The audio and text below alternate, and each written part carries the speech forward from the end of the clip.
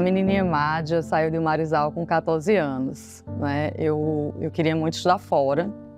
E o Marizal fica a 360 quilômetros de Natal e 100 quilômetros de Mossoró, 113 quilômetros oficialmente.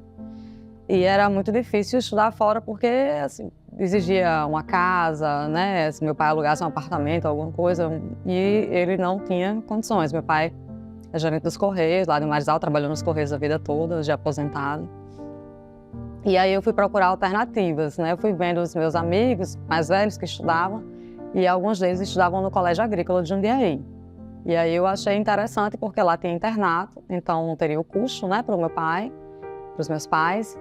E acabei buscando o edital de inscrição dessa seleção e falei com meu pai, né, para ele autorizar, e ele disse que apoiava.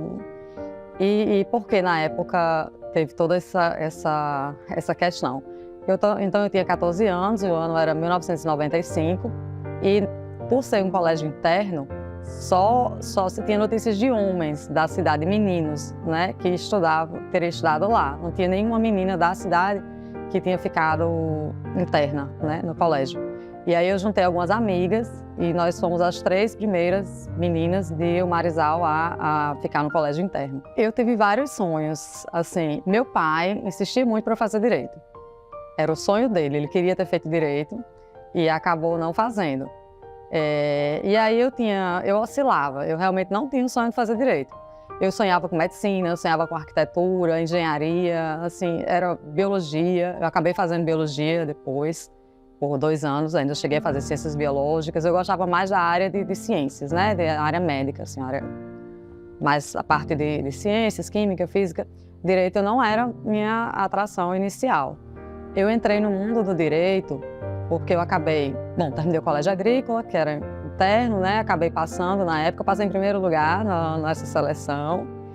E no final do curso lá, a escola, ela fez algumas inscrições para os alunos que tinham notas melhores. Então eu ganhei a inscrição da ESAM, que na época era ESAM, hoje é o FESA, né? Para agronomia, ganhei uma inscrição na Federal de Patos para engenharia veterinária e fiz a da UFRN para ciências biológicas. Por que eu fiz cursos tão aleatórios? Primeiro porque eu ganhei, esses eu ganhei. E o de ciências biológicas é porque eu queria, na época, fazer medicina e achava que não ia passar, vindo do colégio agrícola, não tinha tido como fazer cursinho, então eu queria um curso que me permitisse entrar para a residência universitária, pelo menos. Né? Aí depois eu tentaria mudar, enfim, fazer outro vestibular, ou se gostasse, permaneceria. Mas eu queria garantir a minha hospedagem em Natal, porque, novamente, assim, meu pai não ia ter condições de pagar um local para eu morar. E se eu entrasse para a UFRN, eu ia poder morar na residência universitária. E eu optei por ciências biológicas na UFRN. E aí eu fui morar na residência universitária, naquela que é pertinho do centro de turismo. E aí morei lá por 2 anos, até que minha mãe veio para Natal, e aí eu voltei a morar com minha mãe. Pronto, então meu primeiro emprego está relacionado justamente com o curso de ciências biológicas. A gente entrava no curso e aí o pessoal, os mais velhos, né, iam dizendo, olha, se quiser você pode deixar o seu currículo lá na Secretaria da Educação, e eles chamam para ficar como professor substituto, quando alguém tira a licença maternidade, ou afastamento, licença de saúde e tal. E aí eu fui chamada para o Instituto Padre Miguelinho, no Alecrim. E foi uma experiência muito legal. Primeiro porque eu tinha 18 anos e os meus alunos tinham 17, que eu fui ensinar o pré. Então eu não sabia se eu era aluna, se eu era professora. E na época, assim, estava passando, eu acho que era bem a época da novela O Clone, então genética era super em alta, aquela questão da clonagem e tal.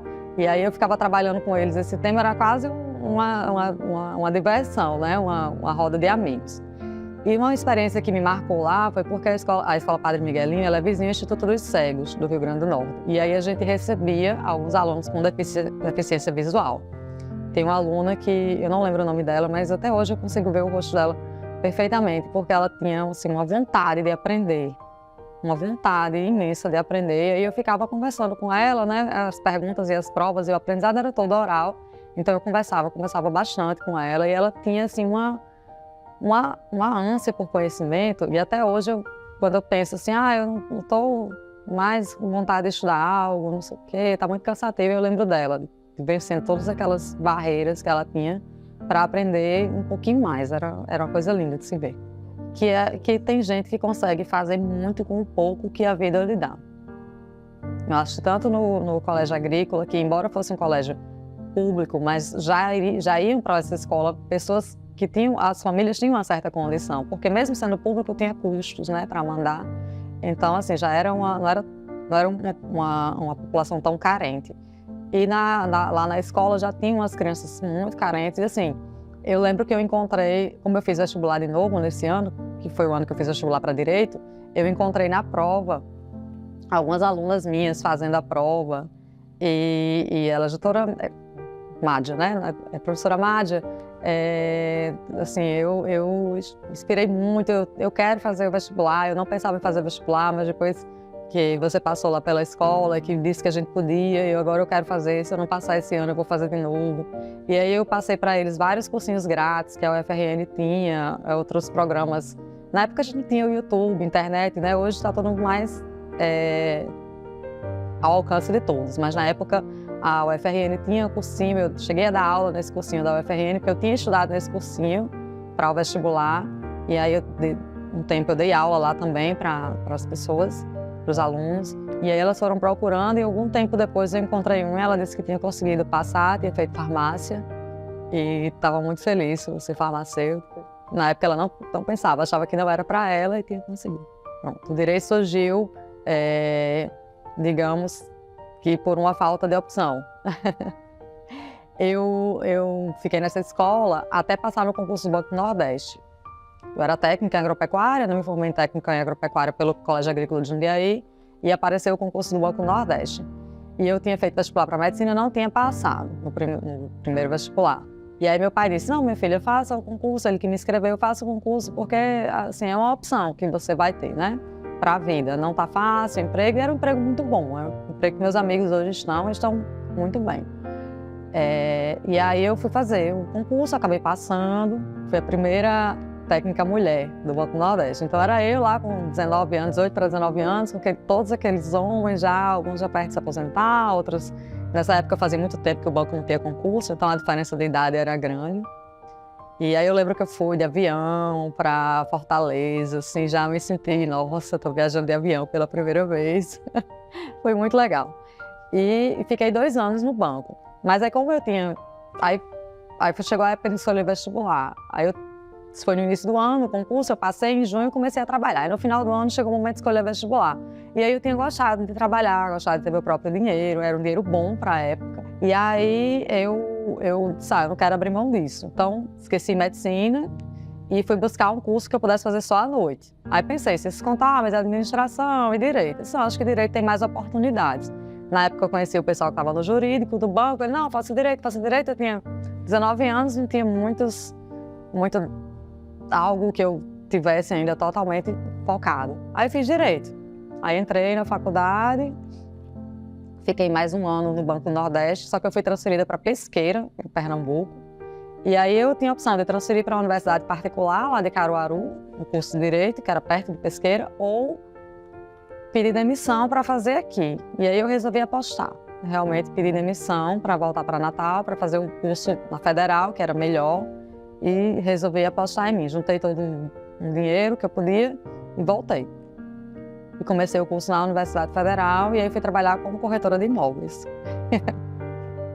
Aí trabalhei 2 anos na imobiliária aqui em Natal. Foram 2 anos que me marcaram muito porque foi a minha única experiência assim, no setor privado, né? O banco é semi-privado, semi-público, a imobiliária é totalmente privada, então foi a minha única experiência. Eu disse, não, se eu for fazer direito eu quero ser juiz, isso eu já sabia. Você quer ser o quê? E eu lembro como se fosse hoje a primeira pergunta, nos primeiros dias de aula, quando uma professora mandou responder um questionário. O que é que você quer ser? Advogado e tal. Eu escrevi, juíza federal. E desde então, foi o meu sonho. Inclusive, quando apareceu o concurso surgiu para o TRT, na época, foram 2 concursos simultâneos, e para o TRF, Tribunal Regional Federal.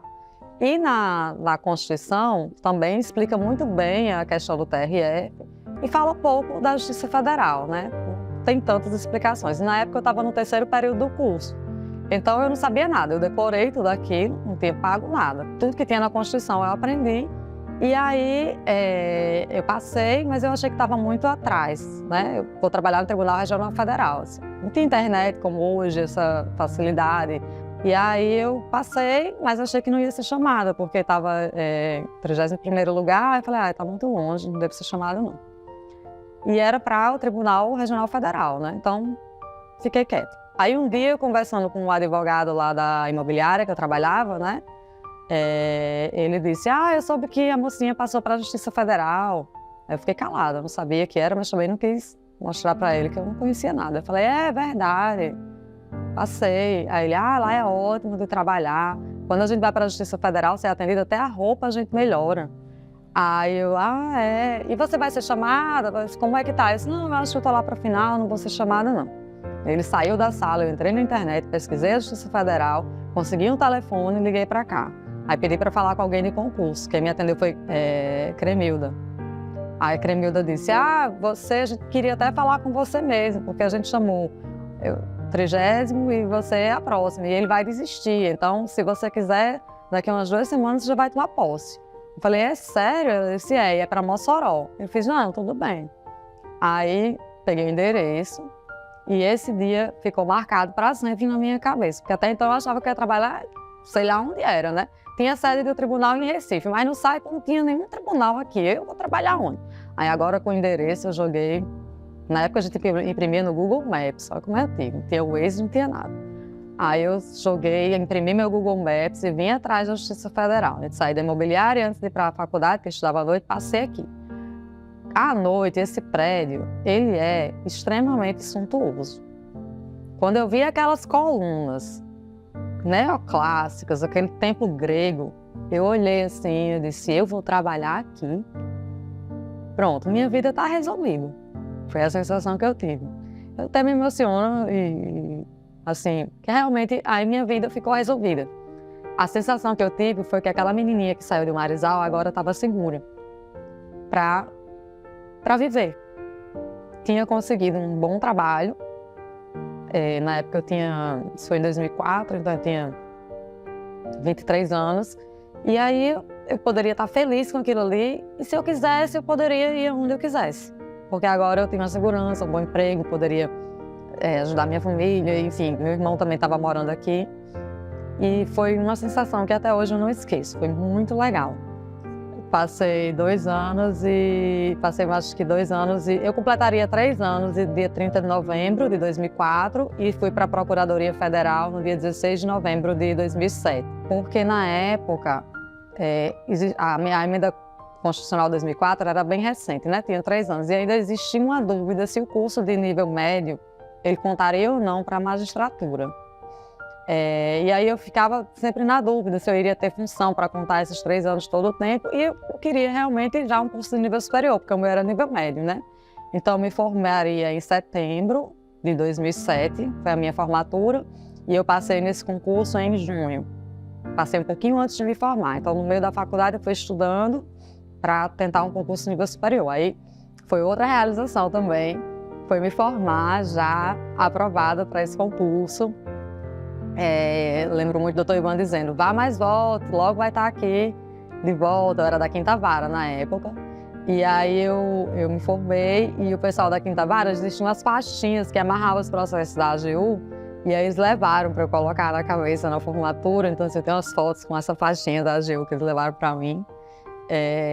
Foi assim também muito legal ter me formado com esse presente que era estar aprovada nesse outro concurso. Fiquei só 8 meses na Procuradoria Federal, porque eu passei também na Procuradoria da Fazenda Nacional. E aí, como eu sempre gostei mais de tributário, eu migrei, realmente tributário é minha paixão. Fiz a especialização, fui monitora de tributário, fiz um mestrado em tributário posteriormente. E aí eu fiquei na Fazenda Nacional por volta de mais ou menos 3 anos, que era o tempo de iniciar os concursos da magistratura. E aí eu passei no meu segundo concurso. O primeiro que eu poderia assumir foi o que eu passei. O TRF eu fiz para testar, ainda tive a surpresa de passar algumas fases, mas ainda não estava preparada e não poderia assumir, porque eu só tinha 2 anos de formado.